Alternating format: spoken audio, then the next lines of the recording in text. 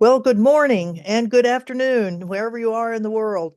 We're bringing you the 24-hour peace wave in the first segment, and it's coming to you from the sovereign nation of Hawaii.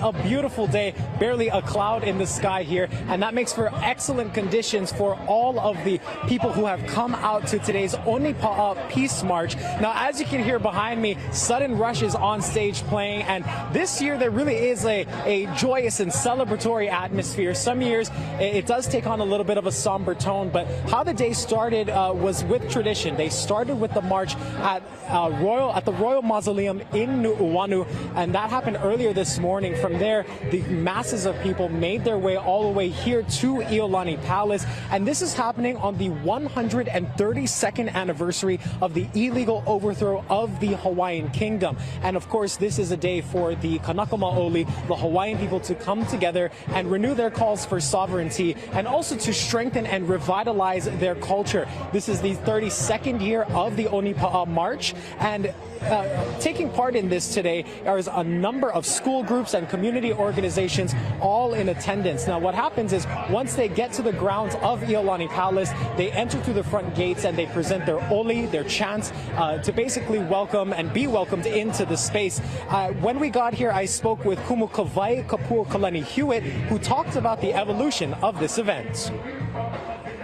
This is 2025, and listen, until the last Kanaka Maoli takes the last breath, we will fight, and we will continue to fight for pono, the justice for our land and our people. Justice for the land and the people. That is the central theme here at this Peace March. And while this is called the Peace Wave, the very first video that you saw, which was of the Peace March in honor of the sovereign nation of Hawaii that was taken over by the United States, annexed by the United States. That's where we start, that this was an independent nation.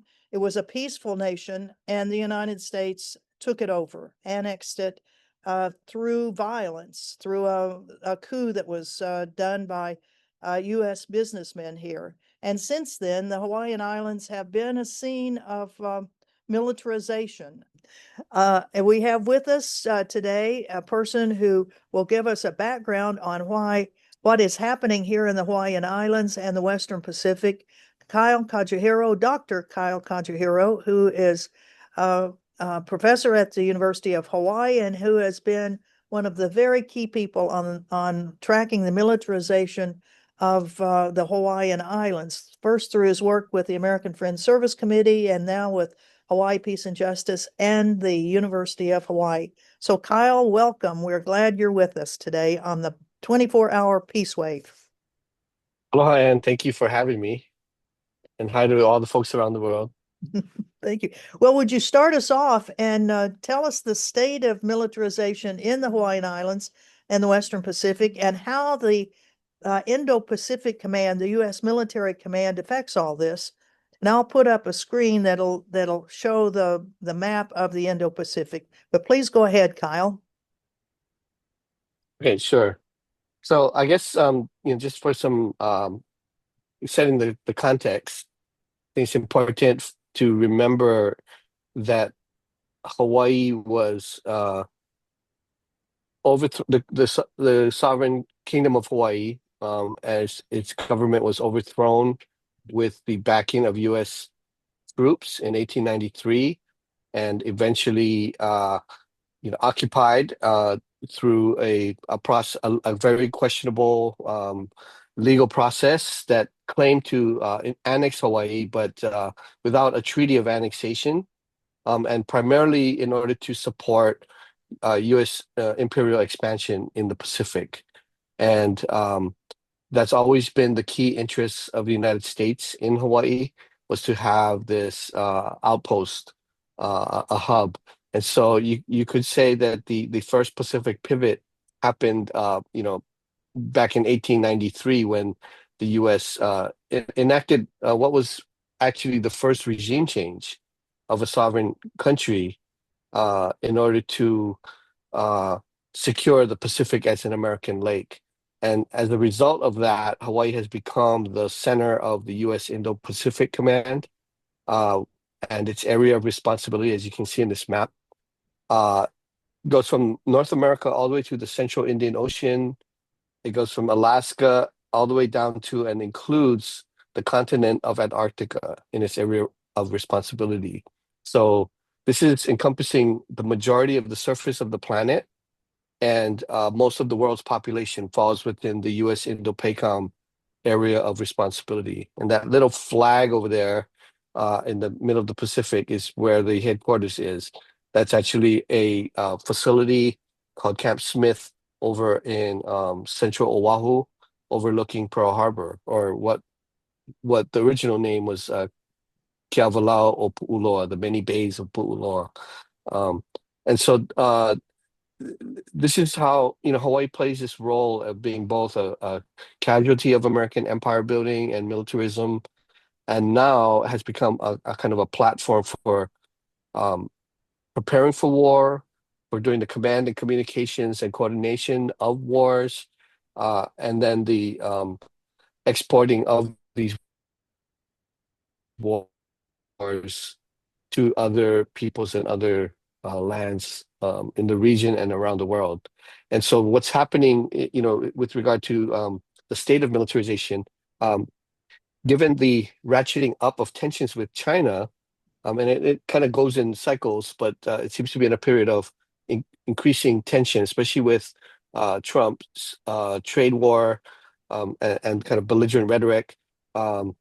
Secretary of Defense had set kind of uh, hostile stance towards China and his fixation on quote unquote lethality.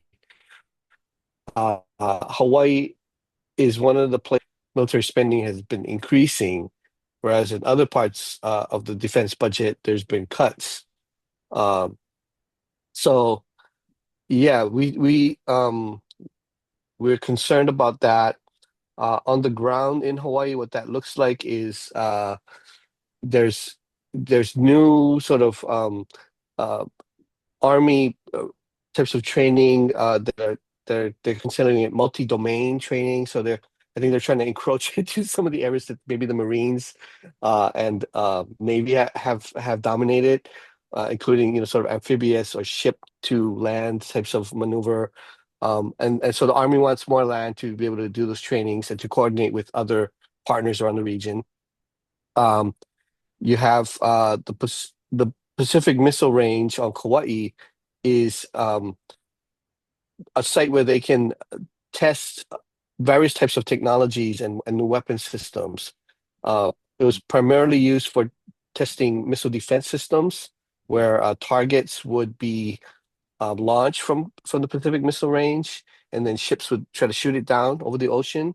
But it's also used for tracking and doing other kinds of tests with missiles that come from Vandenberg over the Pacific to Kwajalein in the Marshall Islands. And so we have various sites in the islands that are linked to that missile defense system for tracking, telemetry, and those sort of things.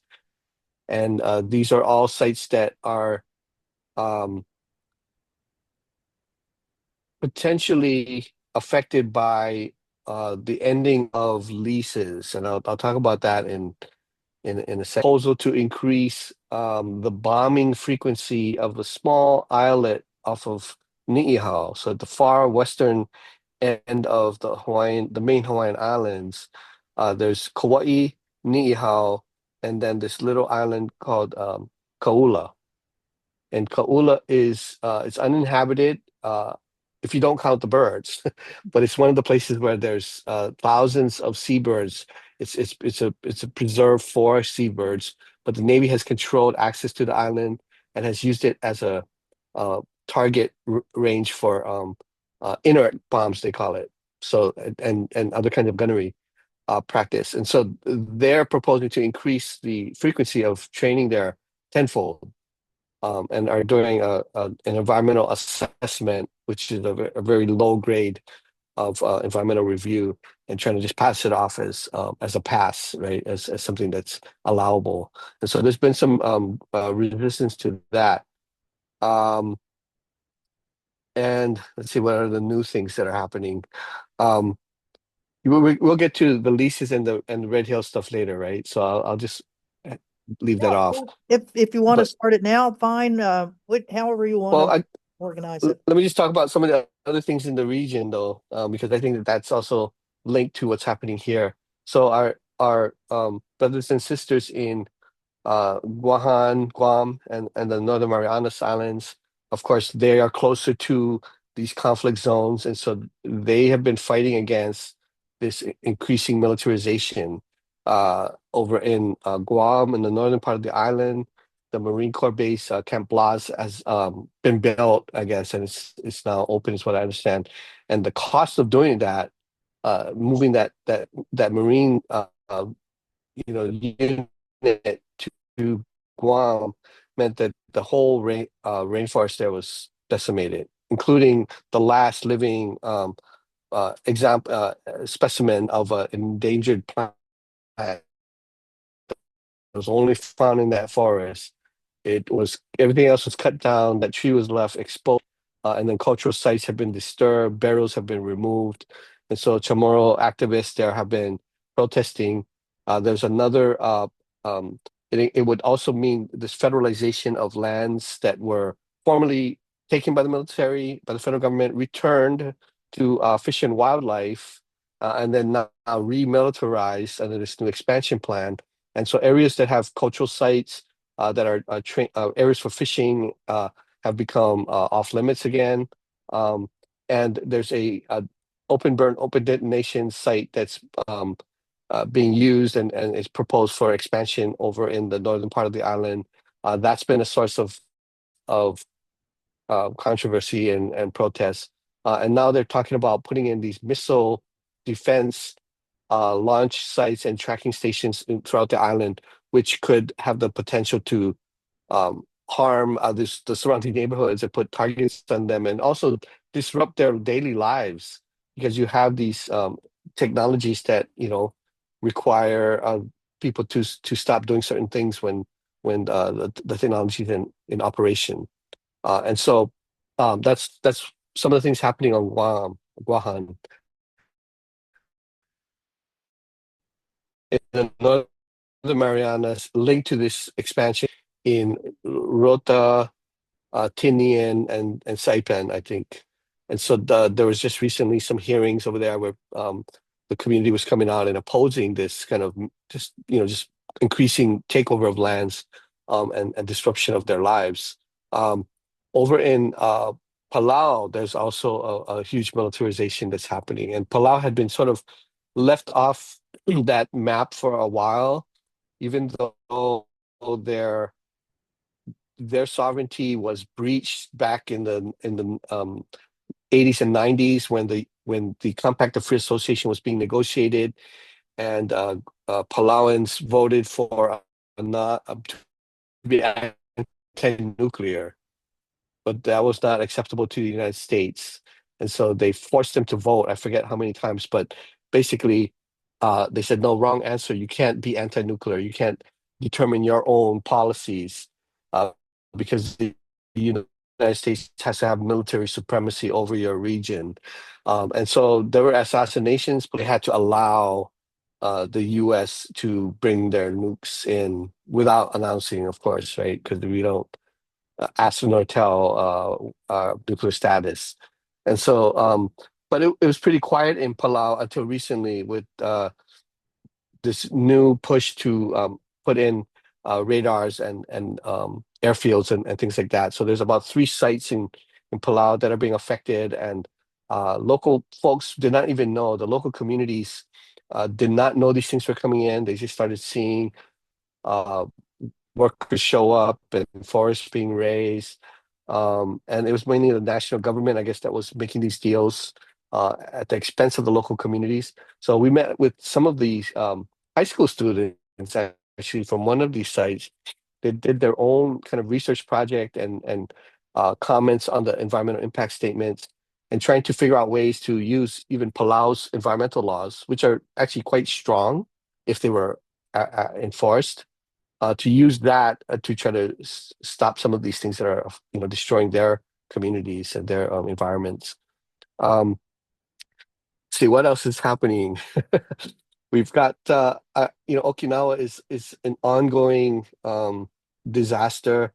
Of course, the expansion of the marine, or the building of a new marine facility over in Henoko in the northern part of Okinawa, has continued to proceed despite daily constant resistance from the Okinawan community.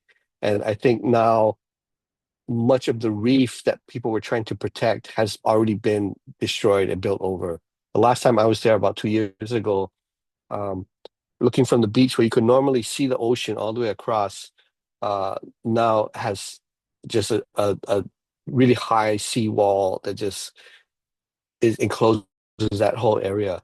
But they're still having problems in the Oda Bay side of it, where the ocean is deeper and the bottom is much softer. So they were having problems actually sinking pilings down deep enough to be able to stabilize the full length of the runway. So that's an ongoing protest, but I think people are feeling kind of beat down there, because regardless of what they've done, the legal challenges, all the violations of environmental laws and things, the national government of Japan continues to aid and abet U.S. militarization there, and which is then spilling over into Guam and the Marianas, into Hawaii. We will probably be getting about 2,700 troops, overflow troops, coming back to Hawaii and be based here, and then in northern Australia, in uh, sort of a rotation of about 2,500 troops through the base. I think it's in Darwin, um, where again there's a buildup of fuel facilities that will probably be taking some of the red hail fuel when it's distributed throughout the region. I'll just mention they may not be receiving it because now the Australians have put an injunction against using those tanks because they were built to the standard of a garage withstanding a hurricane, not a fuel facility. So there's a big brouhaha right now that these Oh, big tanks that could hold up to 60 million gallons of jet fuel may not be able to be used at all. oh, okay. Yeah, Well, that's good news if it gets stopped, and bad news if they proceed with it. indeed. Suppose. Well, why don't we go Excuse ahead me. and could you mention some about the issues we have here in Hawaii with trying to get land back from the U.S. military? Sure.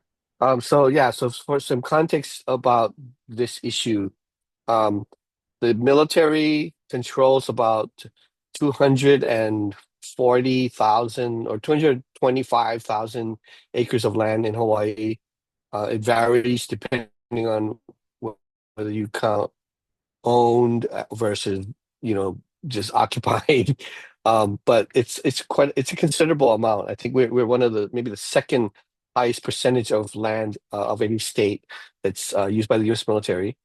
Uh, on the island of Oahu, it's about nearly a quarter of the island is used by the U.S. military. Um, Approximately 68% of the land that the military controls in Hawaii come out of the crown and government lands of the Hawaiian Kingdom. So these are like the sovereign lands of the Kingdom of Hawaii that were taken over, and then the military took some of it for use, but they remain in a special status as a trust. So even though the military treats it, well, as long as they're using it and possessing it, they treat that land as if it's theirs, that they own it. Uh, if they ever stop using it, it reverts back to the Hawaiian land trust. And this land trust is what most of the lands that the state of Hawaii controls as its land base, and it has these five defined beneficiaries and purposes.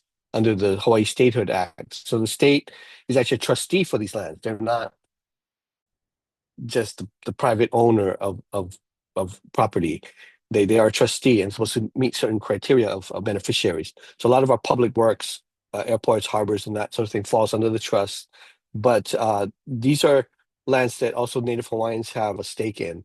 20% of the beneficiary are Native Hawaiians. And so when we're talking about the military's land and its footprint in Hawaii, it's not just a thing of the past that they took this land. It's an ongoing dispossession that enables the military to have its presence and to do all the things it does.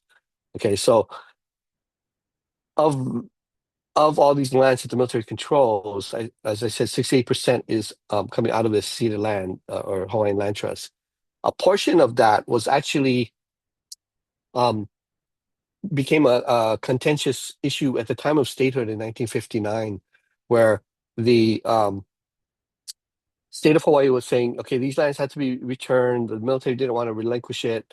And so they struck a deal where the military would have a long-term lease, 65 years for $1. And it's not $1 for 65 per year, it's $1 for 65 years. Unbelievable. And it covers about 40,000 acres on different islands and under different branches. So the biggest by far is the Army. They have about 20 or 20 something 30,000 acres of this leased lands on Hawaii Island at the Pohakuloa training area. So it's attached to, adjacent to a larger area that's some of this land of the Hawaiian Trust that the military uses through an executive order of the president. And that's, they treat it as if it's theirs, and they're bombing it and doing all sorts of things. So we don't even know the full extent of the harm that's done in the impact area. But adjacent to it is a strip of land near the highway where most of the base facilities are. That land is technically under the trusteeship of the state of Hawaii, leased to the U.S. Army for $1 for 65 years. And the Army really wants to hold on to that so that their training area at Pohakuloa is intact and complete. There are 3 sites that the Army has on Oahu. Makua Valley, the lower portion of Makua Valley, where it's attached to about 4,000 acres in the back of the valley under executive order, some slivers of land that they condemned from private owners, and so they claim that in fee, and then about 800 acres along the coast and the lower portion of the valley, which is under this same type of $1 for 65-year leases. And then there's a parcel in Wahiawa, which goes in central Oahu, that goes up from near Wahiawa town up into the ridge of the Ko'olau Mountains.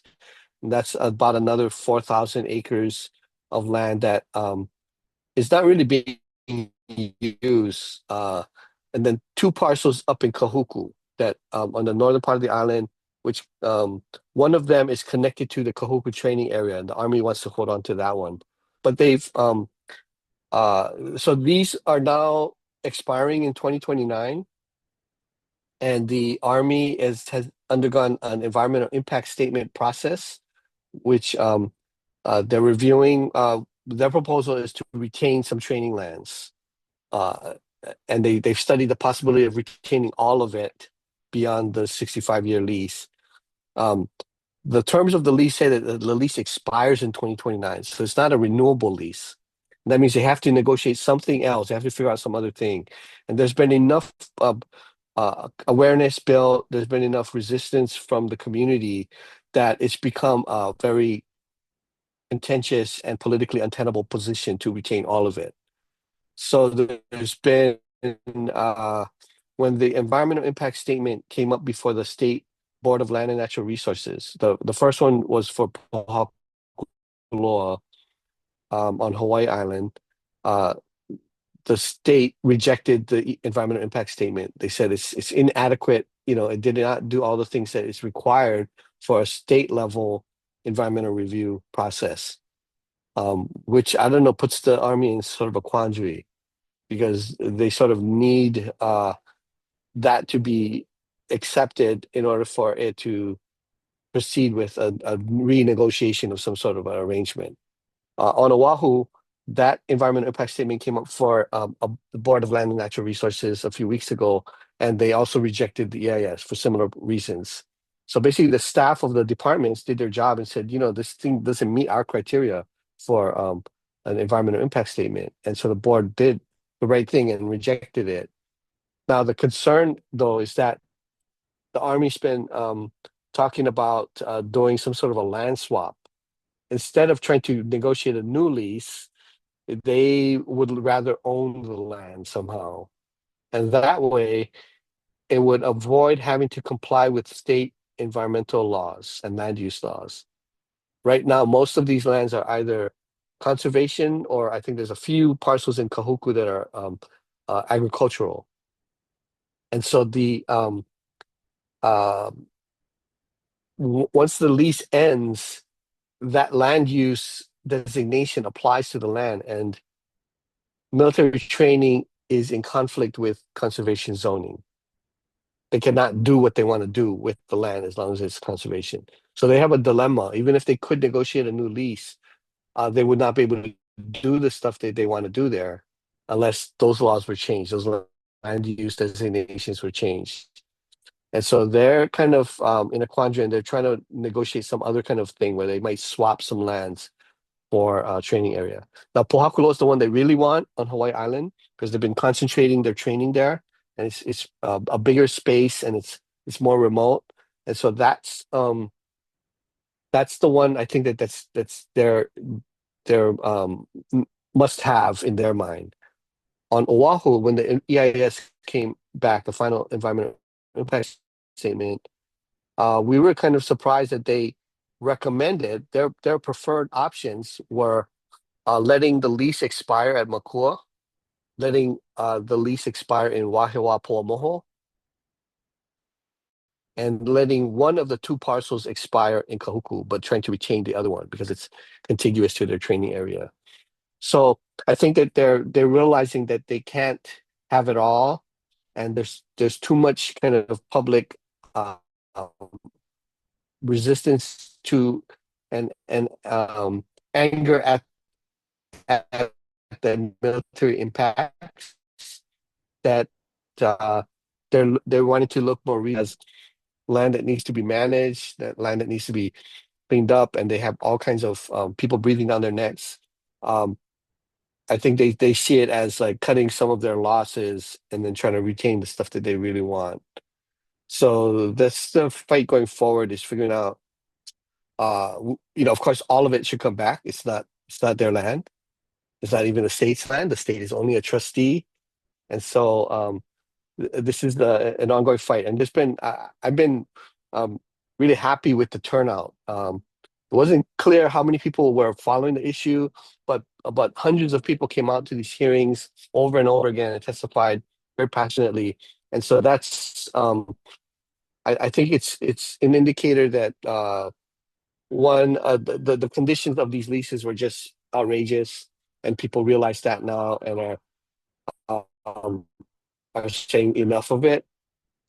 Two is that people are also realizing the full extent of military impacts beyond just the environmental harm and the cultural sites, but also the spillover into our communities, such as violence against women, which is a kind of an ongoing problem at sites with military bases, but also the social impacts, things like how these military housing allowances create an unfair playing field in the housing market and help to make Hawaii less affordable, allow military families to outcompete local residents who don't have housing allowance subsidies.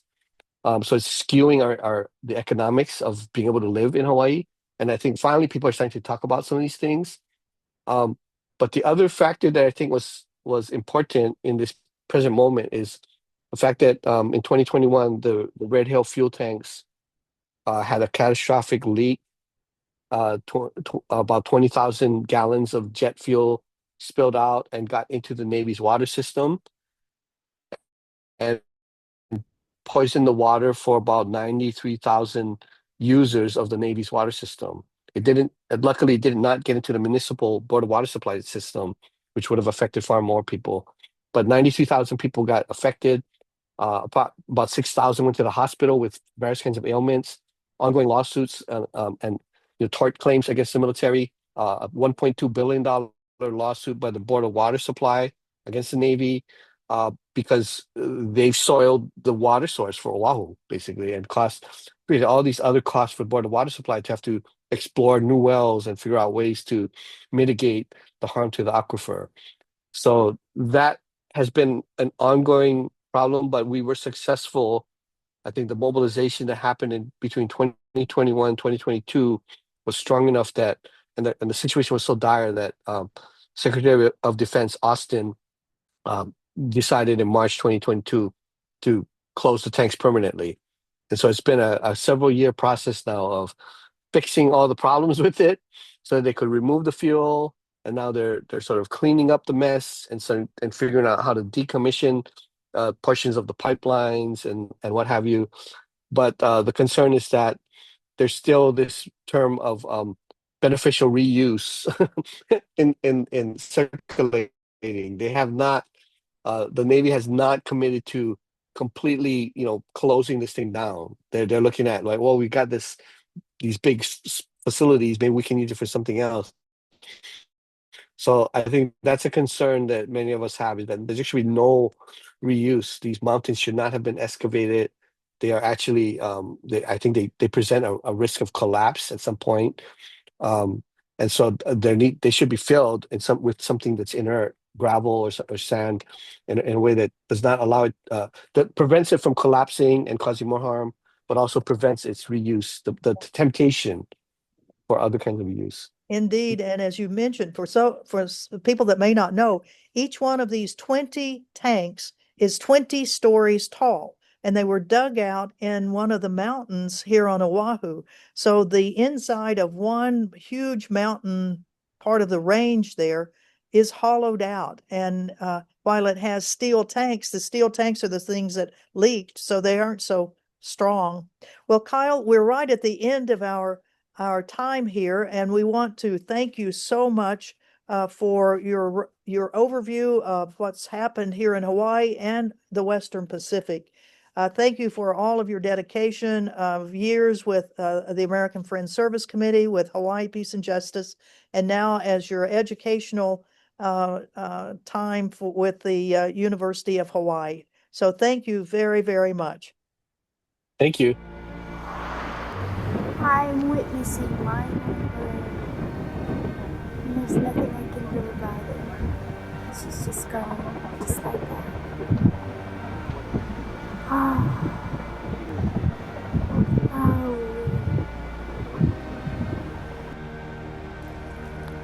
Well, Makua Valley is one place that the military took from the community, from Hawaiian families in 1941, soon after the bombing of Pearl Harbor. And not only did that displace that community from their livelihood, from the places that had cultural meaning to them, because of the military activities, the native forest has burned maybe over 200 times over the years. And they've littered that valley with unexploded ordnance, everything from 1,000-pound bombs to cluster bombs that have rendered parts of that valley inaccessible because of the risk.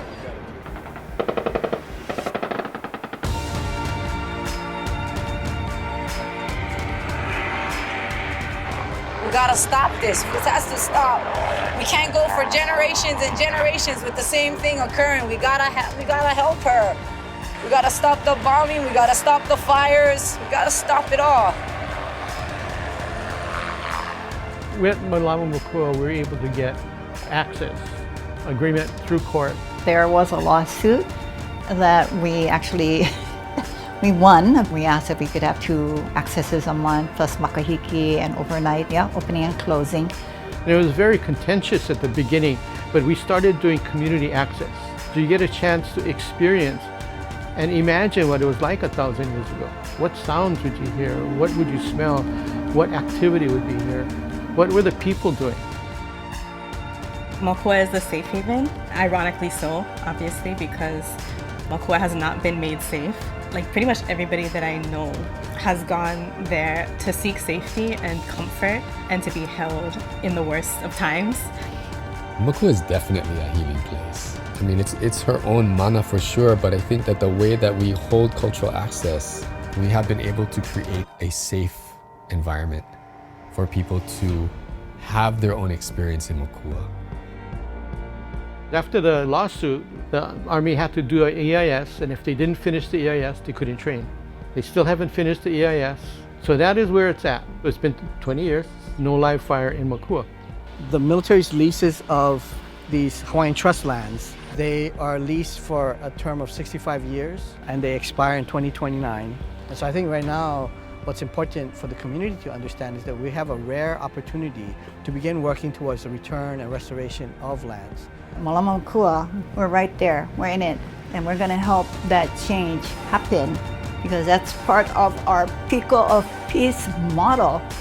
Peace is not passive, it's not something that's just like over there, we go reach in and get some. Peace is something we gotta promote, and that promotion means that we gotta take action. So we gotta mobilize, organize. We have a plan and we're gonna move on it. You guys are welcome to come. My sense is the Valley is calling us out to stand for justice and to really work for peace. That's the energy that's going to carry us forward. You know, as we get these projects of restoration up and off the ground, the future for Makua, I think, is going to get brighter and brighter. And then that all ties into the future of our community, the future of our archipelago, of the Hawaiian nation, and ultimately of the world. With Makua, it's not going to end when the lease is in. When we get it back, it's going to take 7 generations to clean up. This is a sandstone, and what would be done is that it would be using water to polish. I never got to that point. So how many whacks? I don't know. And how long to get Makua back? Not important. It's one hammerstone hit at a time and one slow polish at a time. With Kyle Kajihiro this morning, he and I had a long conversation that you saw where he really outlined so well all of the issues that we are facing here in Hawaii, so strongly represented in his comments this morning, and then this trailer of a wonderful documentary that is being made about the citizen activism in Makua Valley. That it's 20 years now that there's been no live fire going on in Makua Valley because the citizens brought lawsuits against the military, and as you saw in the video, the numbers of times that there have been wildfires through the valley that were started 20 years ago by U.S. military firing. Well, what I'd like to do is to follow up just a little bit from what Kyle mentioned in his talk with some more specifics, and I'm going to try to show. No, that's not the one. Let's see. Let me bring up the. I'm looking for my PowerPoint. Just one second, and we'll have that. And hopefully, there we go. We saw that particular slide with Kyle as he was explaining the breadth of the U.S. military expansion over the Pacific. And I just wanted to mention that we do have YouTubes about this land back campaigns in Hawaii that he spoke about, where we're trying to get land back of the 65,000 acres for 65 years for $1. And that one, I'm putting it up there so that you all can, at your leisure, look at that one. But then I just wanted to say again that, as Kyle mentioned, the Board of Land and Natural Resources rejected the Army's final EIS on the attempt of the military to maintain control of these lands that they had leased for $1. And as you can see, the citizen activism that we have there of people, and this was, I believe, at the state capitol itself, where people were making their banners to hold up there to make sure that our legislators and the various elements of the state government knew how outraged we as the citizens were about the thought. Nobody really realized that all of these acres had been leased for 65 years for $1. $1. So when that finally came out, there was lots of anger about it and a real push to get those lands back.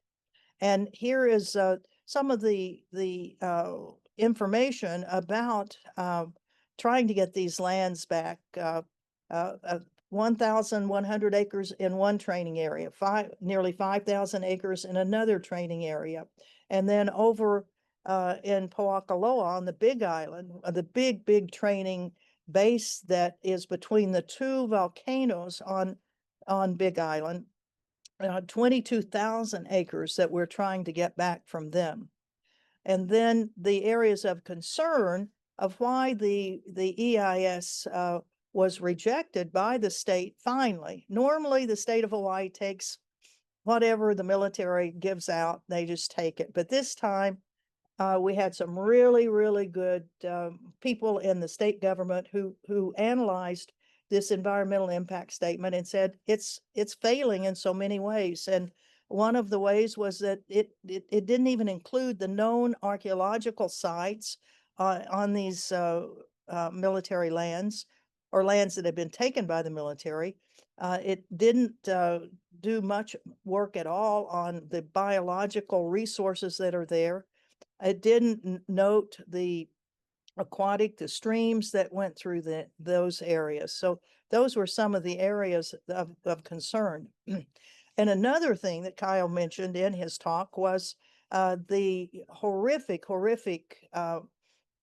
jet fuel contamination that happened 4 years ago when 22,000 gallons of jet fuel escaped from one of the 20-story tanks that had been dug out of one of the mountains here that is overlooking Pearl Harbor and then the expanse down to Honolulu back during World War II. And one of the biggest engineering processes of World War II is kind of like Hoover Dam. I mean, it was a massive engineering process to dig out in these volcanic hills spaces where you could put a 20-story tall tank in it, and not just one of them, 20 of them. So hundreds of millions of gallons of jet fuel were stored in those during World War II. And the people of Hawaii didn't even find out that these tanks were in those hills until the 1990s. It was a national security secret. But what was not so much a secret was that there kept being leaks, and people were wondering, where is this fuel coming from? Because Pearl Harbor sometimes would get a sheen over it. Well, it was because these tanks that now are 80 years old, they were started back in World War II. And anybody that's 80 years old knows there are leaks in everything. And those tanks were no exception to it. In fact, the steel had gotten so thin that it was less than the width of, if you put a dime down and the width of a little tiny dime, that's all it was. And so there were leaks that were everywhere. Well, so 22,000 gallons went into the drinking water of primarily the U.S. military housing areas, although there were some civilian areas close by those military housing areas that also were polluted. And as Kyle mentioned, 93,000 people were affected by this, and many families are suffering really horrific problems with the ingestion of jet fuel. Well, finally, the military families and civilian families have sued the military for the medical damages that they received. And now the Board of Water Supply of Honolulu is suing the Navy for $1.2 billion for the problems that they have caused the state of Hawaii. It's a 100-page civil tort complaint that's really interesting to read. And we want to make sure that during this peace wave, where we are talking about peace, but we're also talking about how our own nations and their work undermines peace, and it undermines peace in our own communities where we have major environmental impacts because of the military, and this jet fuel contamination by the Navy at Pearl Harbor is one of the horrific examples of it. Another very interesting thing that's going on right now, and tragic thing, is that the largest construction project for the U.S. Navy is now in Pearl Harbor in Hawaii, and it's the building of a $3.4 billion, not million, billion-dollar dry dock, which will be used for nuclear submarines repair. So far, we have not had nuclear submarines that have been home ported in Hawaii, nor have they been repaired. But this is one of the things that's starting to happen here. So we wanted to bring that to your attention, as in the United States, where the budgets of so much of our national budget is being slashed, but the military budget is not being slashed at all. And as Kyle mentioned in his talk, the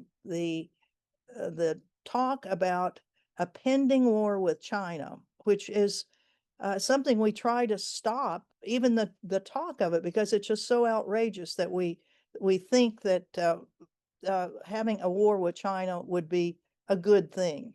So that's what we are trying to do now, is to bring all of these things to the attention of our own citizens in the United States, to put pressure on our elected officials. So far, it's not been working.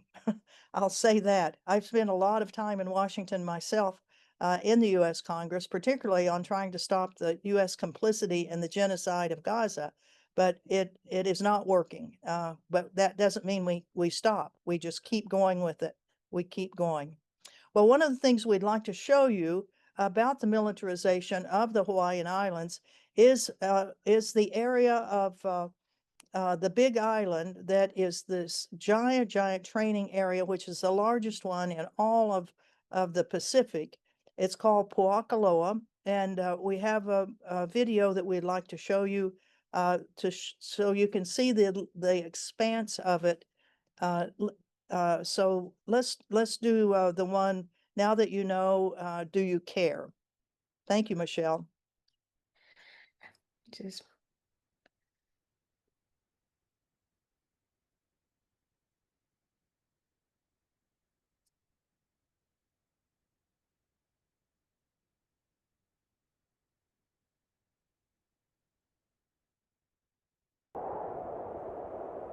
Since the beginning, Hawaiians have existed as part of the living universe.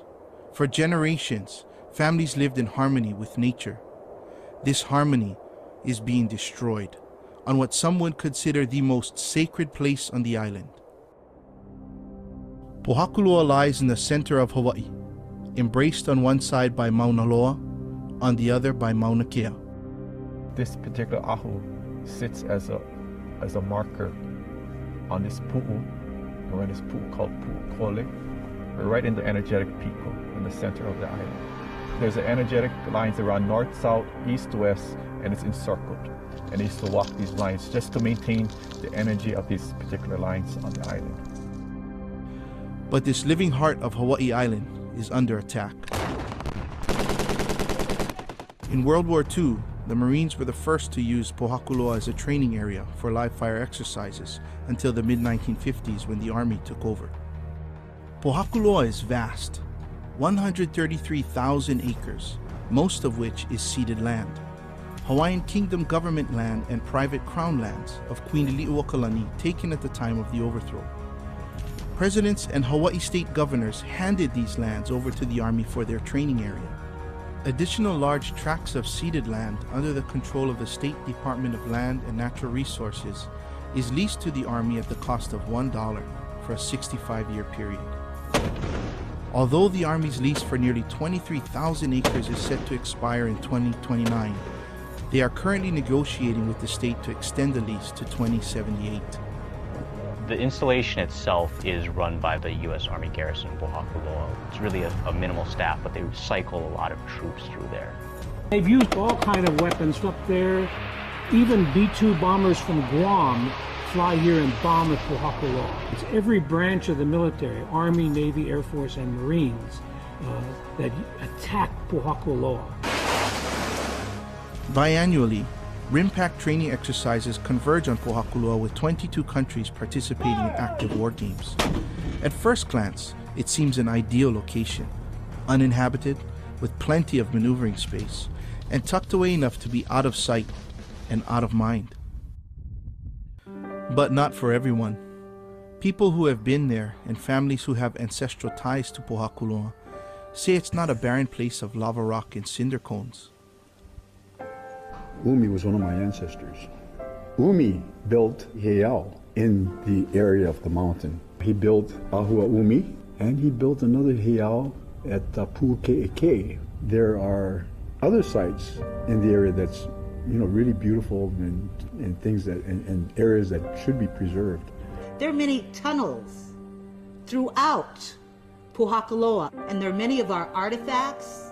It's our iwi. And I was amazed at some of the trails and things was out there. There's like some gulches that go down, and they built stone bridges across the place. This is really pre-contact type sites. In addition, there's also a number of sacred mountains surrounding Pohakuloa, as it occupies a large portion of the Saddle region, and there's also smaller but significant pu'u in the area too. There has never been a full archaeological survey of these sites, and that, they say, is unacceptable. I've talked to cultural monitors that have driven through Pohakuloa and could see artifacts sticking out of the caves. That kind of desecration, is sacrilegious. There's no way to place a price on cultural sites. It's a priceless resource that cannot ever be replaced. Desecration of sacred sites is not the only problem. There is deep and growing concern about the possible health risks to the troops training at Pohakuloa and those who live in surrounding areas. The controversy involves a radioactive heavy metal called depleted uranium, or DU. DU is what's left over after uranium is used to make fuel for nuclear reactors and weapons. Today, it's used to make armor plating, missiles, bombs, landmines, bullets, and shells. The military discovered that when you take these metal slugs, just straight depleted uranium, fire them at high speed, and they pierce, say, a tank, on impact they will explode at 3,000 degrees, and they themselves are very explosive. Now, when you do that, what happens to the uranium? Half of it settles back down on the ground and half goes into the air. So all of a sudden you got this aerosolized uranium. I live about 20 or so miles away from Pohakuloa. I can still feel the ground shake and hear the thunder of the artillery. So every time I hear that, I cringe, thinking of the depleted uranium dust coming up into the air and coming down into the people in Kona. In and of itself, depleted stuff is not that dangerous, but alpha particles, emitters within your body, are the most deadly form of radiation of all. It is stopped by your skin, but in your body, it will mutate your DNA more so than any other kind of radiation. If it doesn't go into your gene and goes into the stomach or the brain, well, that's your problem. You might get cancer, you might get problems. But if it goes into your genes, you kind of bought the farm. In 2007, after years of denying it, the Army admitted it had been using DU in some of the weapons deployed at Pohakuloa. And in fact, the DU was still present in the live firing ranges. As far as the depleted uranium goes, it's been there from the 1960s. They're not really sure where it's located, how much is really there. I suspect there's a lot of radiation up there, a lot more radiation than the Army wants to admit to. The Army did its own studies, and in a 2008 report outlined in a U.S. Army website, came to the conclusion that, quote, There is no imminent or immediate threat to human health from the DU present on Hawaii's ranges. A lot of the people, except the UK and the US, which have a conflict of interest here, consider depleted uranium weapon of mass destruction, unintended target, legacy for on and on. The Army, for instance, has been somewhat reluctant to tell the truth. For many, many years, upon being asked, the story was there is no DU at Pohakaloa, as there is no DU at Schofield. Lo and behold, it's announced, yes, we have had DU, we have done these things, but it's minimal. And the DU we have is, quote, safe. I mean, I don't have a whole lot of faith when it's coming down. I mean, a common sense person would say, why we have the guy with a conflict of interest doing his own quality assurance? We have the county council's resolution in 2008 saying that there should be an unbiased report, an unbiased study, an independent study relating to Pohakaloa and the depleted uranium, and nothing has been done about this study. The most immediate fear is that with the continued shelling, the DU will burn or explode, sending aerosolized particles into the air. How does this affect the families living downwind of the range and even the troops training at Pohakaloa? Yeah, there is a fear of getting contaminated from this stuff, but I cannot leave. But a key point that the county council called for 4.5 years ago here on this island by a vote of 8-1 was stopping all live fire at Pohakaloa until there's a complete assessment of the uranium contamination and cleanup they called for. For those who say this should not be our fight, there's a parallel battle that is still unsettling. Kaho'olawe. For years, it was known as the Target Isle, bombed and desecrated in the name of national defense. In the beginning, only a handful had the courage and the outrage to speak up in the face of overwhelming opposition, even from the Hawaiian community. Not our kuleana, many said. Don't interfere with the military's ability to do its job. Almost everyone thought it was an unwinnable fight. But they stood up for what they knew in their hearts was right, was truthful. That these sacred places of our islands are being destroyed. And you cannot just sit around or just stay in silence. You have to speak up. Kaho'olawe, we finally stopped the bombing on. But Pohakaloa, there are people living on this island, and they don't seem to have any regard at all for the health and safety of the people of this island. Kaho'olawe was being bombed since World War II, and it took those people, was it 1977, I believe it was, the first occupation. That's when it became front and center for discussion. The same with Pohakaloa. We've been trying all these other things, so I think maybe it has to come down to the nonviolent direct action. The Navy would say in the press conference that Kaho'olawe is a strategic military bombing site, bombing practice area. It's significant to the national defense of the United States, and we need it. But as we've seen, they didn't really need it. Eventually, the island was returned. But stopping the bombing was just the beginning. We are still trying to undo the devastation caused by years of abuse to the land. Even today, after the federal government has poured millions of dollars into efforts to clear the ordinance, only a tiny portion of the island is safe. Once that bombing stopped in Kaho'olawe, Pohakaloa really is the central training area here. At 133,000 acres, Kaho'olawe was 28,000 acres. But this is nearly 5 times the size of Kaho'olawe.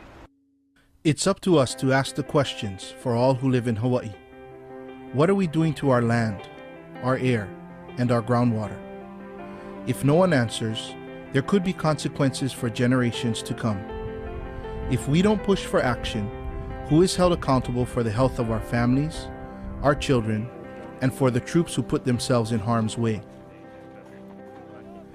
If we are silent, who speaks for our culture and the preservation of our beliefs? Remember the lessons of Kaho'olawe. If not for the voices of a brave few, where would we be today? The worst thing we can do is nothing. The biggest obstacles to an acceptable outcome are apathy and inaction. You can say you don't know, but this is what they're supposed to do, make you know. And if you know, do you care now that you know? And if you don't care, how come? You know, what happened to your cultural dignity? You know, you're supposed to be mad.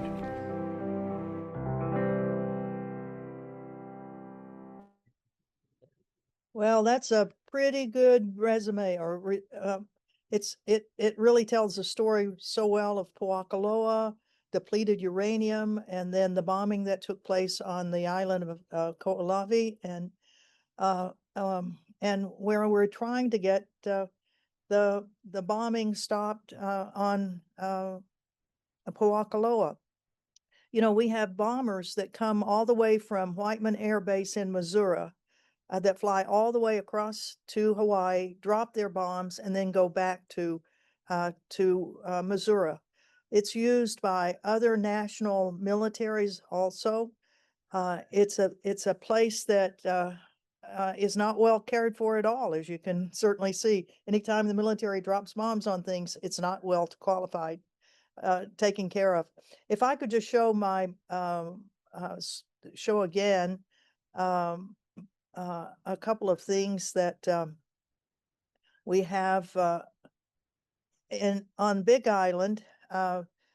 Every Friday at the federal building is a protest, and most of the time it has these signs: "Stop bombing Po'akaloa," "Danger," "Radiation," "DU." It's quite a crowd that will go every Friday to Hilo, which is the county capital of the Big Island of Hawaii, to remind people there of what's going on their island. We also, the Big Island also is a very interesting place in that it's been a center for the nuclear-free Pacific movement that was really, really strong back in the 80s. And here is a photo of our Veterans for Peace sailboat, the Golden Rule, that came to Hawaii 4 years ago and ended up staying almost 2 years because COVID happened. And so we were glad to keep the Golden Rule here. And this is where it was in Hilo Harbor, with the ancient banner. That banner, "Make Hawaii and the Pacific Nuclear Free," is over 50 years old. And Jim Albertini, who is one of the great activists of the United States, and for sure here in Hawaii, he's had that banner for forever. And I'll just mention some of the other things that have happened, because this is the 80th anniversary of the dropping of the U.S. atomic bombs on Hiroshima and Nagasaki. And we certainly want to apologize to the people of Japan, and then of other places where the testing of these nuclear or atomic and nuclear weapons had. Well, Hawaii County signed on to a nuclear-free area back years and years ago.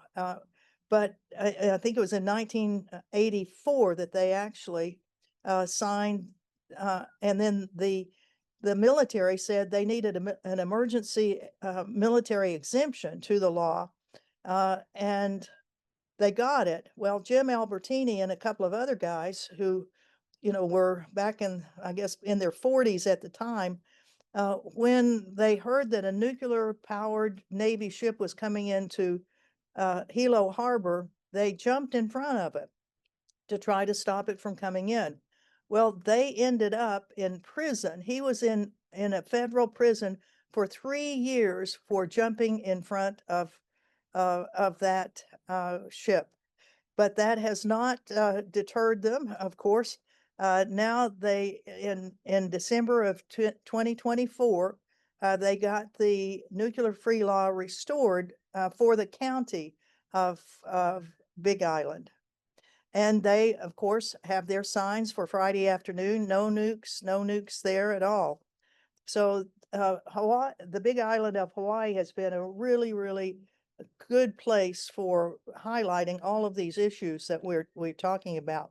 And speaking of the nuclear issues, out in this part of the Pacific, the Marshall Islands ended up being the place where the United States tested so many of its nuclear weapons. And Marshall Islanders are still showing the effect of these the radioactivity that came from blowing up and actually destroying several different islands and getting the radiation that spread all over that area. We're going to show you a film that's really quite interesting because it shows how the Marshall Islanders have had to leave their homeland from the nuclear issues and from global warming and climate change and increasing sea levels. So we have a lot of Marshall Islanders who come here to Hawaii for employment and for education. And there's also the largest group of Marshall Islanders who have left the islands have ended up in a place very close to where I grew up in Northwest Arkansas, at a place called Springdale, Arkansas. And there are so many Marshall Islanders there that they have their own Marshall Island government consulate in Arkansas. So let's show this because it has a lot of footage of what the United States did in the testing of its nuclear weapons in the Marshall Islands and the effects of it, and why these people have had to move to Hawaii, Arkansas, and other places. Thank you.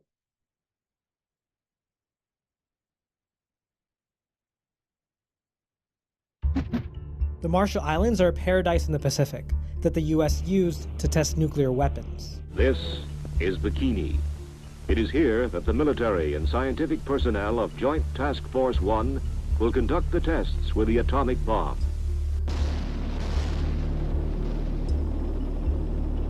Between 1946 and 1958, the U.S. detonated 67 nuclear weapons in the Marshall Islands, which was equivalent to 7,200 Hiroshima bombs. The U.S. basically tricked the Marshallese living on Bikini Atoll to leave behind the little land that they had so that it could be used for nuclear testing. The atomic tests conducted by the U.S. caused forced migration, and they have health issues like cancers or thyroid. Since the tests in the 40s and 50s, many Marshall Islanders have moved to the U.S., specifically to Arkansas. We've been homeless for the last 76 years. They have settled in the rolling hills of the Ozarks, nearly 600 miles from the nearest ocean. I think Marshallese, we're our travelers. And with our tiny islands, we build those canoes to travel. Nearly 1/3 of all the Marshallese in the world now live in the U.S., and most of them live here in the town of Springdale. Better education, better opportunity. I'd say majority works at the poultry plants. And now the climate crisis is accelerating this migration. You're talking about an entire country that could perhaps disappear by the middle of this century. So how do a people so far from their homeland stay connected to their roots? We went to Springdale, Arkansas to find out how Marshall Islanders came to settle here.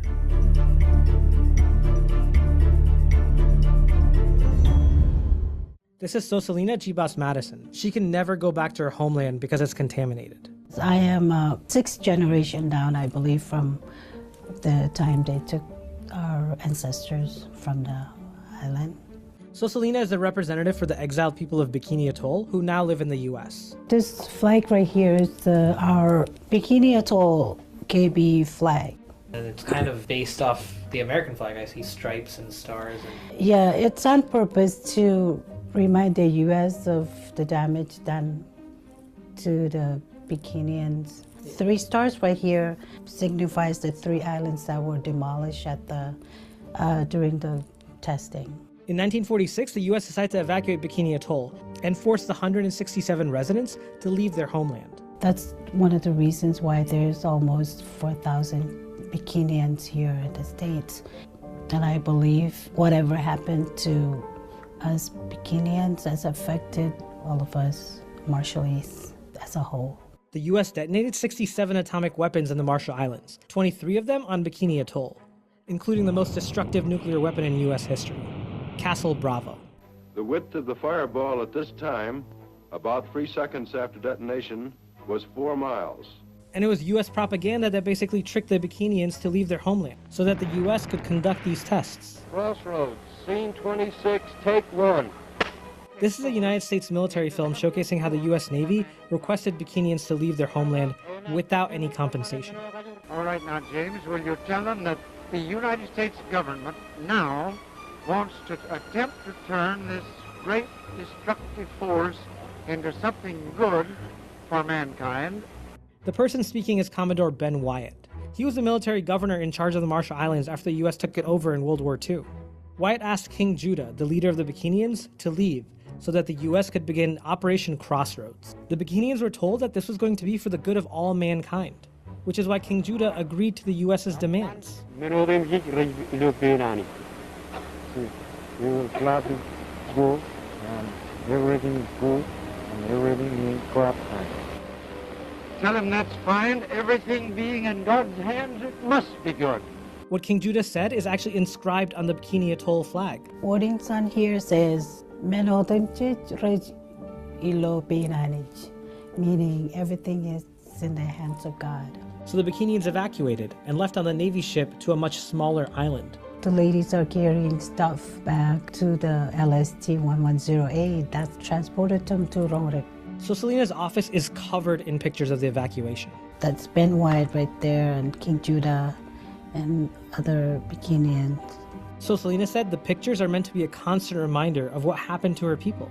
What does it mean for you that you are from a land that you can't go back to? I feel like a nomad. You know, it's heartbreaking knowing that we don't have a home to go to. The Exodus is known to Marshall Islanders as Bikini Day. It's something they commemorate every year, even here in Arkansas. We attended an event marking Bikini Day in Springdale, where descendants of Bikini who now live in the U.S. performed songs and dances from their homeland. And they reenacted the conversation between Ben Wyatt and King Judah and recreated the Bikinians getting on LST-1108, the ship that took them from their homeland forever. Many Bikinians didn't know that this move was permanent, that they wouldn't ever be allowed to come back to their home. I feel like we were betrayed and tricked into believing that what we were sacrificing was for the good of all mankind and for everybody in the whole wide world to be safe. I had heard of Bikini Atoll in my life only through pop culture. There was SpongeBob who lived on Bikini Bottom underneath the atoll. We need to get back to Bikini Bottom. Oh well. And then there's Godzilla, who the U.S. government apparently tried to kill with a nuclear weapon. SpongeBob and Godzilla, it's used as a joke to many people, but really it's something more serious and devastated, sad. The next day in Springdale, we met up with Benedict Madison. Benedict is a project specialist for youth, climate, and nuclear issues at the Marshallese Educational Initiative. So the Marshall Islands are on average 6 feet above sea level, and we are actually one of 4 low-lying island nations in the world. Meaning that all the land is at or nearly at sea level. You're talking about an entire country that could perhaps disappear by the middle of this century. Right now, we're already experiencing the impacts of climate change. We're seeing extreme flooding, droughts. That drought has made the groundwater on some islands so salty that it's undrinkable. And then climate change also plays a role in why people are moving to the States. And so when you've got land that's being destroyed, people can't grow crops. And if they can't grow crops, many Marshall Islanders go to the urban centers to find jobs.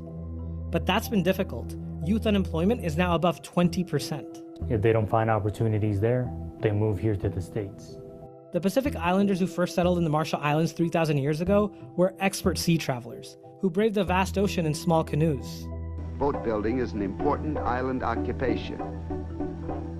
No blueprints or handbooks are used in building these fragile outriggers. The foundation of the canoe is called Joj. Joj in our language is kindness, and kindness is really the foundation of a Marshallese person. So that's why it's called George. Melissa Leylon is descended from Marshallese royalty, and she showed me what tools her forefathers used to travel. Many of our ancestors were really good at navigating. They were the best navigators in the world without using any technologies. The art of navigation has been handed down from generation to generation. The stick chart, it was used by our ancestors. So this was their tool. By looking at the position of the star and also feeling the swelling of the ocean, they'll know what grids they're at. This was their compass and their map. Melissa founded the Arkansas Coalition of Marshallese, which helps bridge the gap for the islanders who have journeyed to the U.S. Well, every time I talk about the Marshallese community here in Arkansas, people just have this odd look like, what is she talking about? A lot of people still don't know about what happened on the islands. A lot of people know what bikini is, then the underwear bikini, but a lot of people don't know that that word actually came from the Marshall Islands. Yeah, the bikini, the swimming wear, is named after Bikini Atoll in the Marshall Islands. A French designer named it that after he learned about the nuclear tests. And so Melissa says it's not only important to teach Americans about this history, but the next generation of Marshallese as well. Especially for folks like ourselves who are starting to learn these issues and learn what took place back on our lands and continue that story, continue the legacy, and continue telling our younger generation, because if we don't tell, it's going to dissipate. Melissa is the first and only certified court translator for Marshallese in Arkansas, and probably all of the U.S., and she realizes that her role here is important. I was taking juveniles to the court side and saw the need for Marshallese interpreters. Majority of our Marshallese folks who are moving to Arkansas, they're not proficient in English. But Arkansas isn't Melissa's permanent home. I will have to go back eventually to assume the role of a royal person, yeah. But I feel the calling that this is where I'm needed the most. And we're talking about nuclear displacement, we're talking about climate changes coming up. What we're doing here is we're creating homes for those who need to move out of those islands. But how did the Marshallese community end up in Arkansas to begin with? Well, that has something to do with the Compact of Free Association.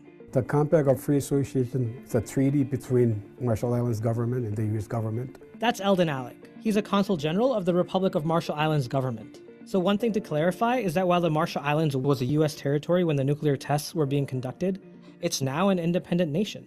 The Marshall Islands and the U.S. signed a treaty that's usually renewed every 20 years. It started in 1983, and it's a treaty that allows Marshallese to come to the States indefinitely, to come and work, but at the same time, the U.S. has control over our land and our air. In fact, the U.S. still has an army base in the Marshall Islands and Kwajalein, which used to be a testing center for ballistic missiles. The next compact is being discussed right now between the U.S. and Marshallese governments. But many Marshallese want more accountability for the nuclear testing, especially when it comes to radiation and cancers. I am hoping that the U.S. provide enough funds for all the medical issues that we are facing. But what brought Marshallese people to Springdale specifically? That all began with one man, named John Moody. The story was he came and he worked at the poultry plant here. He actually went to Oklahoma for college. John Moody didn't want to be interviewed for this film, but his story is one that all Marshallese know pretty well. He moved up here to Northwest Arkansas, where he started working at the poultry plant. And he found out that, you don't really need to speak a lot of English. You don't need to have a lot of skills. He told his family and friends back home. We Marshallese would like to follow one another. So everybody just kind of followed each other and came here. The Marshallese community in Arkansas has grown from that one person to more than 15,000 today. Since the 80s up until now, we now have that many Marshallese, with majority of them living here in Springdale. And a lot of them work in the poultry industry. In fact, nearly 1/3 of all the poultry plant workers at Tyson Foods in Springdale are Marshallese. And this grocery store with the pool hall in the back is where they come to hang out after their shifts. The Marshallese community in Northwest Arkansas has gotten so big that they even have their own community clinic and radio station.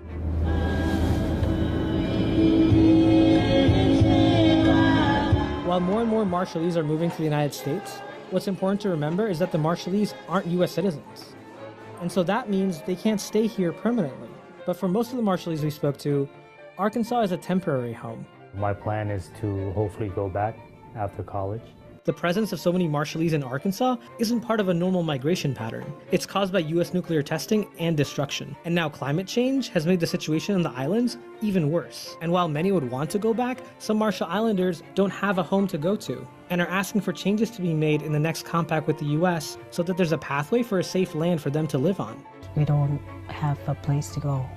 So I'd like to see the US government give us permanent land that we can live.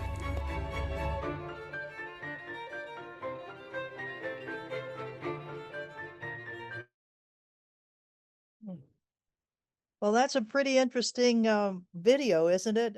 Of so many people from the Marshall Islands that have come to the continental United States, and particularly in the middle of the country in Arkansas to have their lives.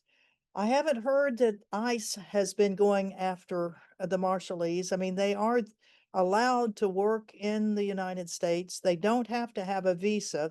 They just have to prove that they come from the Marshall Islands. But I would anticipate that they probably are feeling very, very wary right now of what is going on with other groups that have migrated to the US.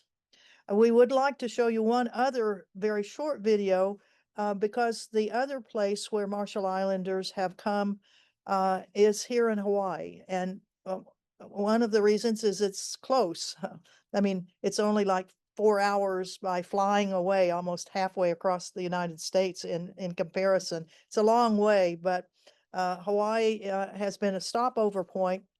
And because initially the United States government, through the Department of Energy, provided medical treatment and medical surveys for people who had been irradiated through those atomic and nuclear tests. So let me see if I can show this particular short video of Marshallese here in Hawaii. Josie Howard, who is the head of the Micronesian community group here in Hawaii. I had hoped that she'd be able to be with us, but unable to today. But she sends her greetings. So let me see if I can play this. Let's see, share. And let's see if this will work. Just a moment.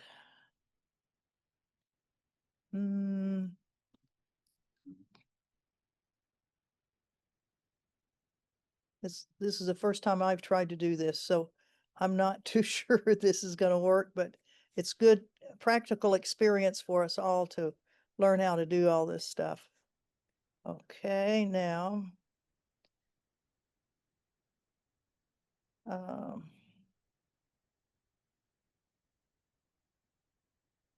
I don't know quite what's happening. Can you see something on the screen? We see your PowerPoint. Okay, I think we're going to have to skip this because I can't quite figure out how to get this. Do you see anything there now?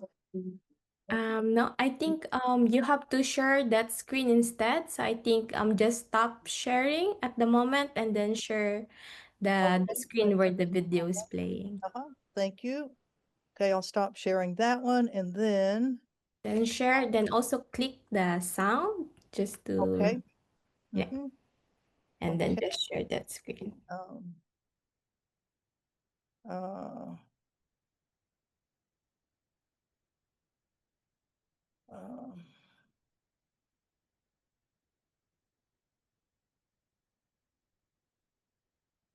Yep, there it is. Okay, let's keep your fingers crossed. Here we go. Perfect. Yep. Yay. Can you hear it okay? When Europeans first arrived in Micronesia, they found people who had already been moving in and around these islands for hundreds, even thousands of years. They had spread through 1 million miles of ocean with different cultures, speaking many languages and living in complex societies. Welcome. Actually, I'm going to move this forward to, yeah, right here. Okay. The event showed visitors how time and navigation skills had helped Micronesians influence each other's cultural practices and social patterns. One thing all Micronesian island culture societies have in common is that they needed to be well adapted to survive the natural environment. Because of their size, location, and relative isolation, anyone who settled in the islands of Micronesia had to be tough. Micronesian people are well adapted to survive on limited land resources and hot temperatures, unreliable rainfall, and the occasional super typhoon. They need to survive, to cooperate, and to share resources resulted in close, extended families and the strong village ties. Although their languages and local customs may differ, they all share the strong sense of community.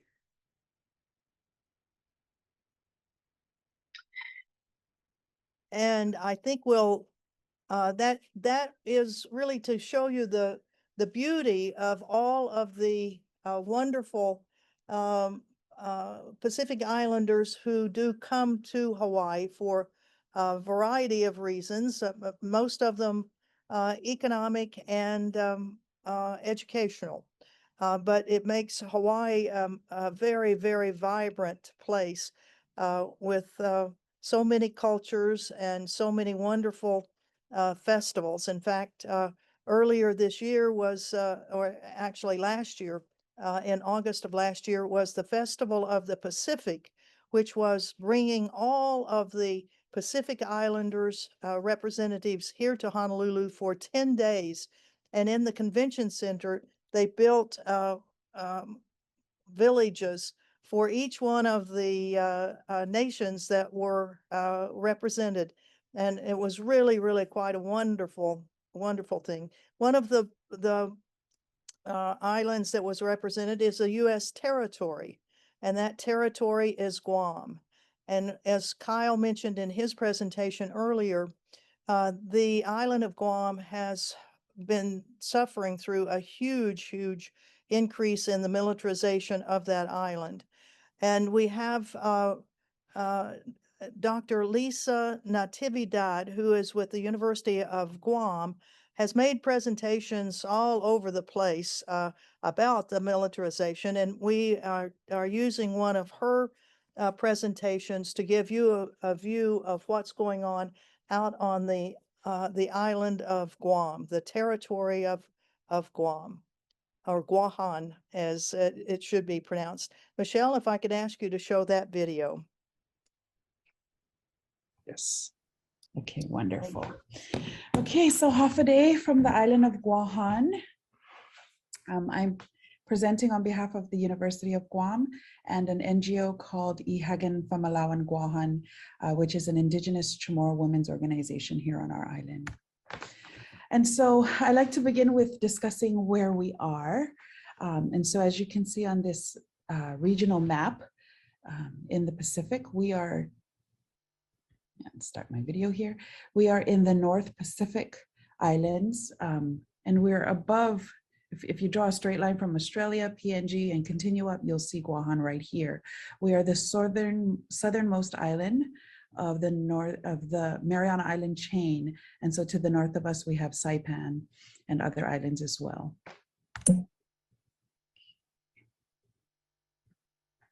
And so this map really clearly illustrates the idea that Guam has been dubbed by the US as the tip of the US spear of military might.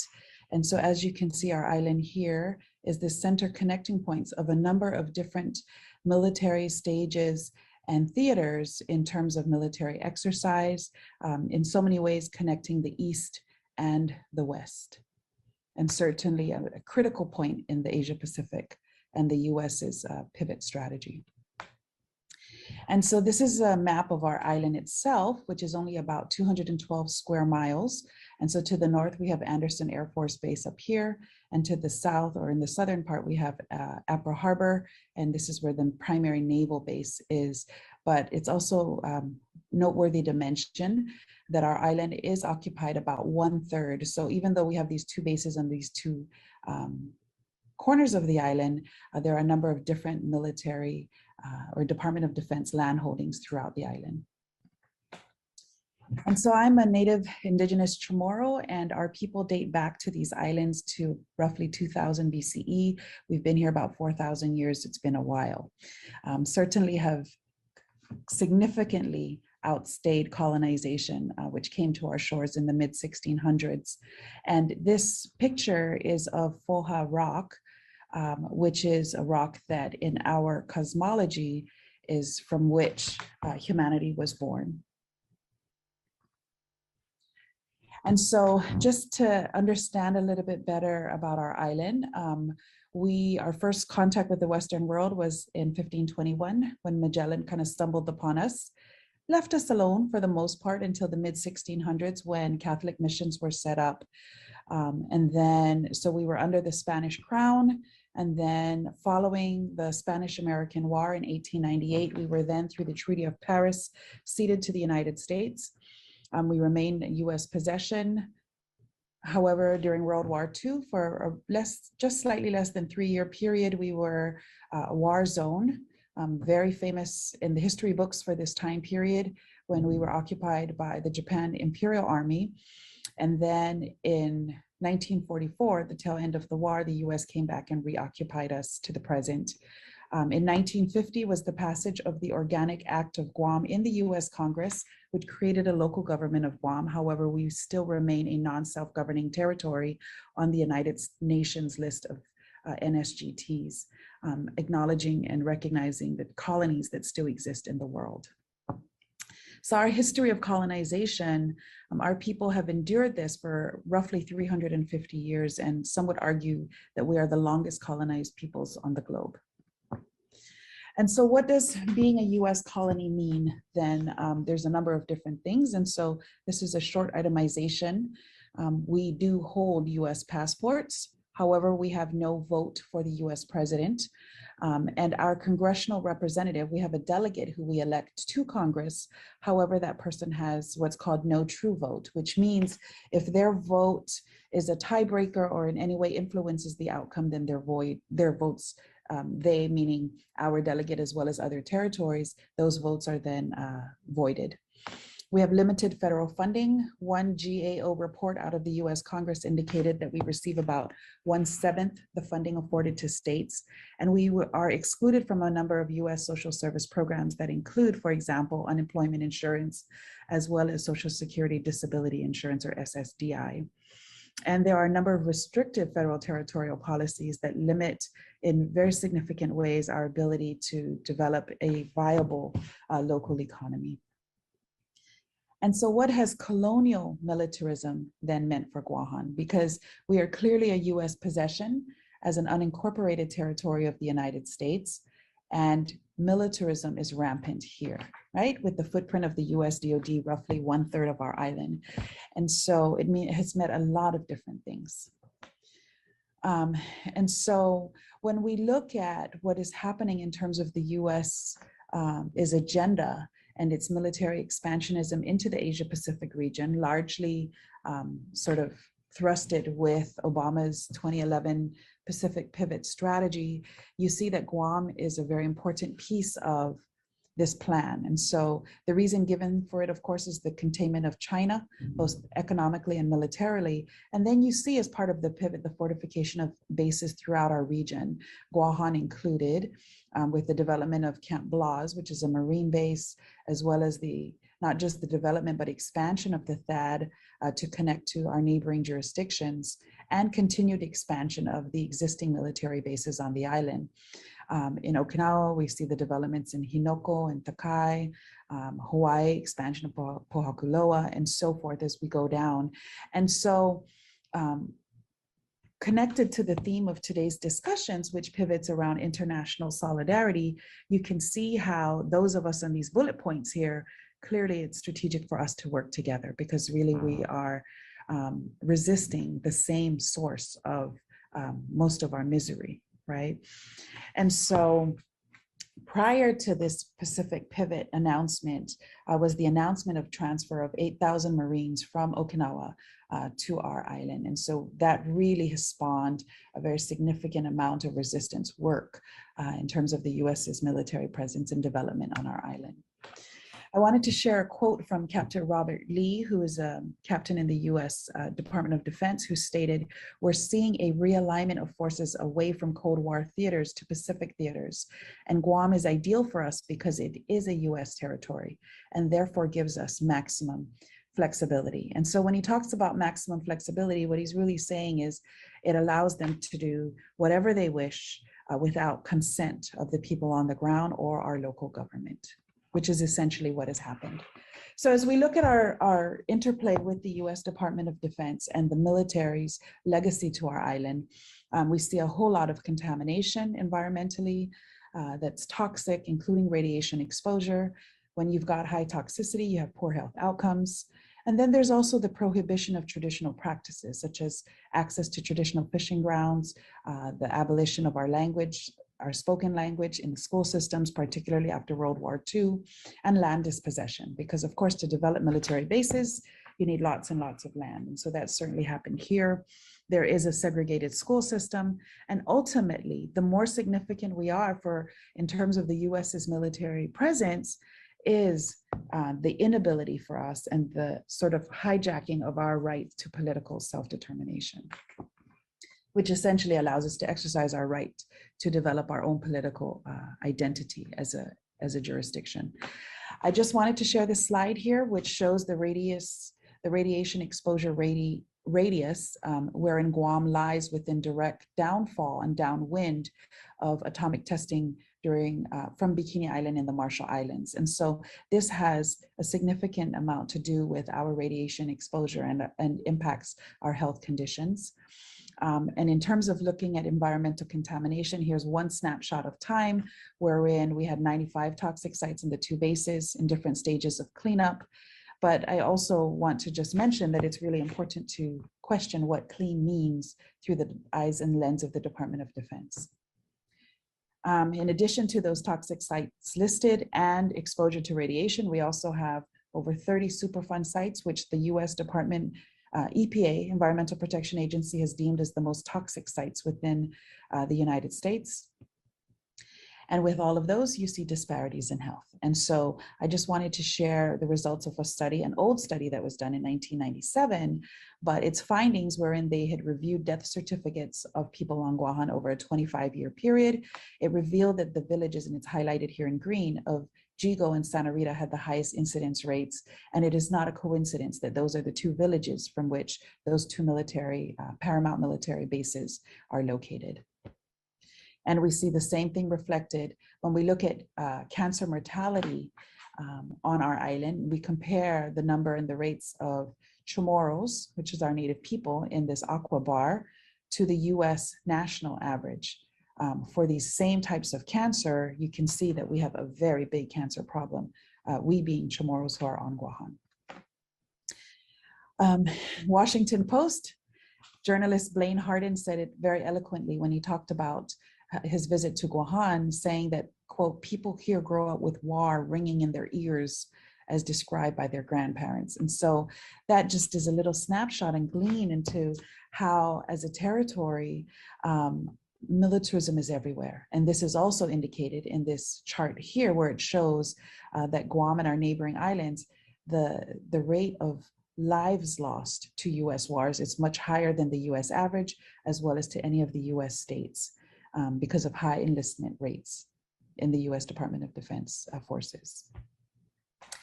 Land dispossession is a very big problem, especially when our island is so small. And this actually is an aerial photo of our island. And so the Department of Defense controls, as I've mentioned before, about 1/3 of the island, but that also is more than all private line owners combined. And its recent expansion has extended into the ocean and the airspace. And they also control more than our local government of Guam. So they are the single largest landowner of the island. They have English speaking only policies. This is an example of such in terms of impacting our traditional culture, which was a policy in 1924, forbidding our elders from speaking our language. And so since 2006 and the announcement of this transfer of Marines, even fortified by the Pacific pivot, there's been a lot of community outcry in terms of resistance. All monies of their plans are to be spent primarily within military fences. And we also have had in public forum of the DoD process or the NEPA process over 10,000 comments submitted. And our concerns have really largely fallen on deaf ears, which was clearly unprecedented as reported by the Department of Defense in terms of the community's response. We were given over 11,000 pages to digest in 90 days to respond to their plan. And so that resulted in a lawsuit that was resolved in our favor. And over the years and time, the number of troops that are supposed to be transferred to Guam has been reduced, which we're very happy about. But their larger plan still is of great concern for us on our island. The most recent camp developments has been around Camp Blas, which is the development of the military base for the Marines who are to be transferred. And so we have lots of concerns here in terms of our cultural artifacts and heritage sites, our traditional ancient villages.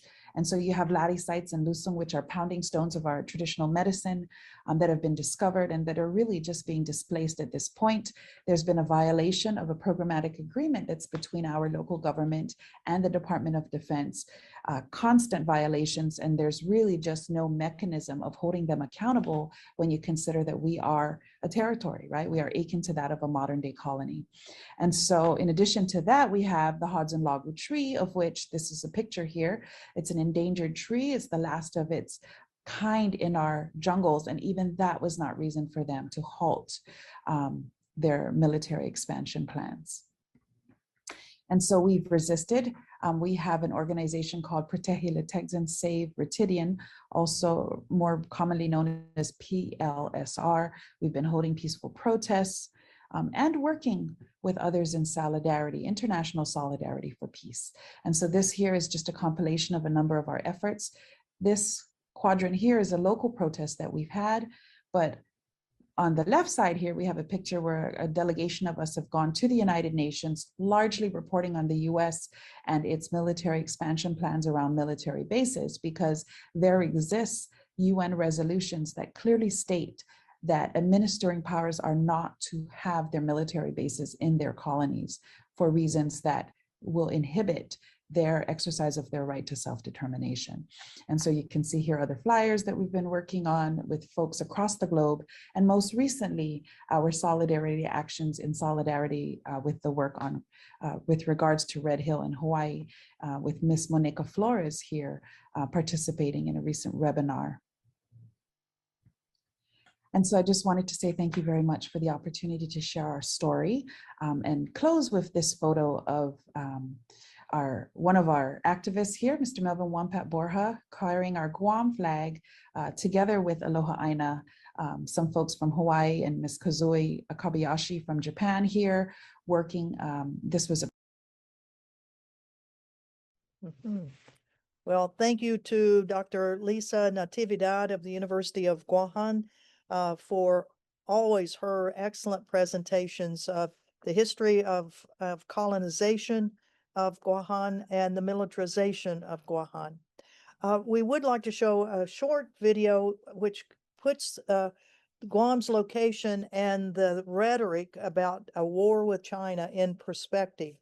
And that plus we'll have a song from one of the Chamorros of Guahan and his peace song, and that will kind of wrap up our 2-hour beginning of the 24-hour peace wave. It's getting ready to move across the globe. So please, Michelle, if you could show that next video. Thank you. To all my cousins and soldiers, I just wish they could be here, defending their culture while the U.S. military's waging war on our land. Sing the threats out there, while displacing our fam. They put lead in our water and fear in our minds. We won't be controlled, we not buying the lies. We feel peace within, from the inside out. Say peace within, from the inside out. Say peace within, inside out. Say peace within, inside out. They say they protect us, let me tell you what the lie is. The U.S. military is driving the climate crisis, releasing more emissions than whole nations around the globe have more than 800 bases, more than any country, making plenty money. Anytime there is a conflict, the 1% makes profit. The CIA plotted the poison Patrice Lumumba. What really happened to Uncle Onion? I've heard the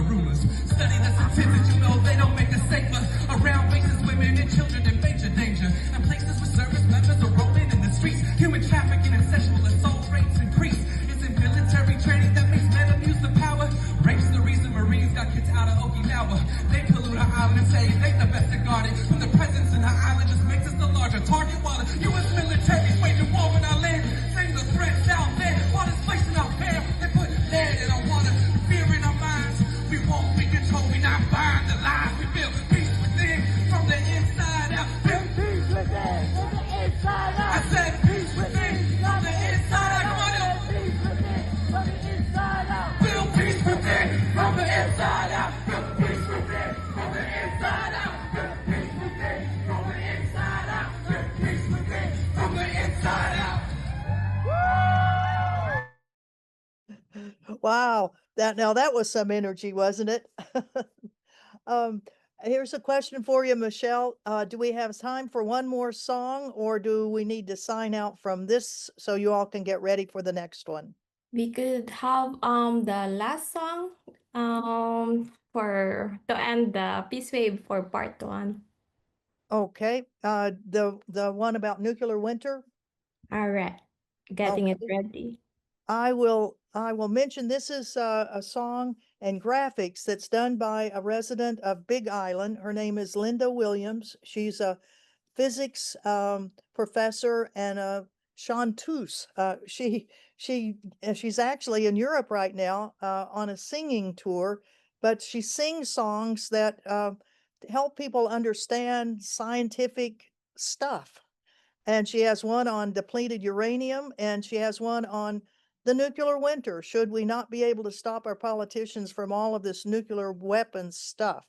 So this last one will be Linda Williams and Nuclear Winter.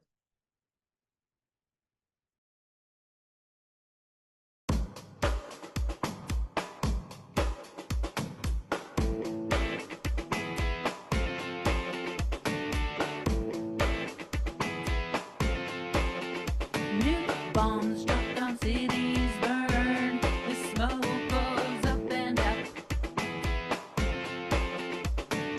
into the stratosphere. Smoke spreads and envelops Earth, blocking sunlight. The surface cools, goes dark and dry. Killing planets worldwide and killing off our food supply. Nuclear winter is a self-assured suicide. You bomb your enemy and end up killing everything alive. Scientists running climate model simulations. A nuclear attack of only 100 detonations.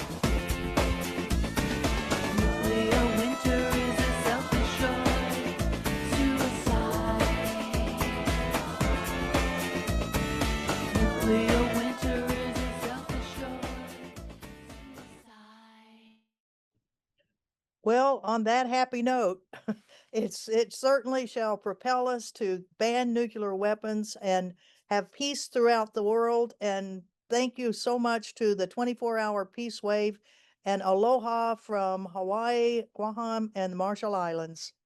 Good night.